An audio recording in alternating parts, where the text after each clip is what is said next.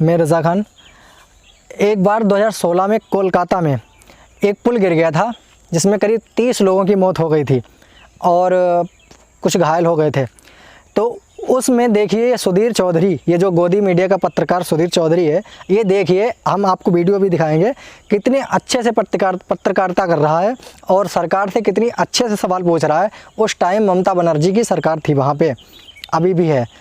और आज का वीडियो दिखाएंगे, ये जो गुजरात में मोरबी का पुल गिरा हुआ है, इसमें सुधीर चौधरी कैसे ही जो मरने वाले लोग हैं उन मरने वाले लोगों को ही दोषी ठहरा रहा है और कह रहा है कि उनकी भी तो कुछ रिस्पॉन्सिबिलिटी बन रही थी। कोलकाता को देखना ज्यादा जरूरी है।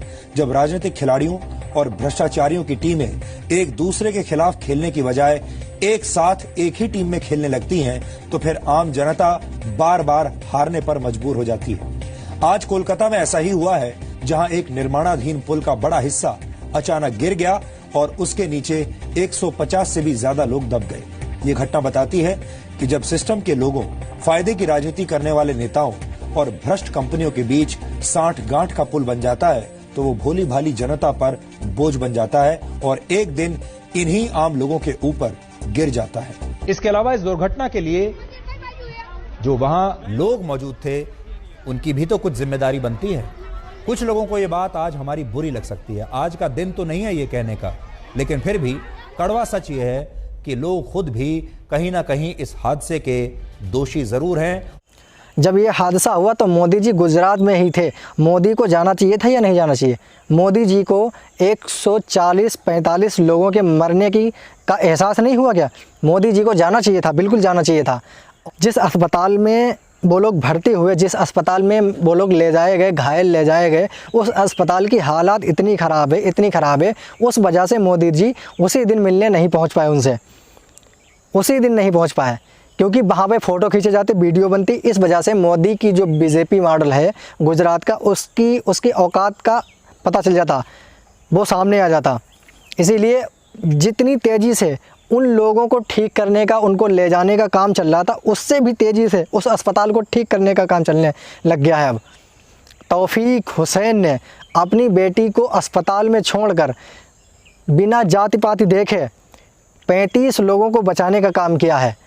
मैडम, मेरा तो यही अकीदा है और कुछ नहीं है मैडम। हिंदू क्या है, मुसलमान क्या है, लोही तो एक है ना मैडम। क्या इसमें देखना है धर्म? एक ही मगज में देखना चाहिए कि बस सेवा दिल से करो, वो भी दिखावे के लिए नहीं मैडम। और मैंने दिल से निभाया है मैडम।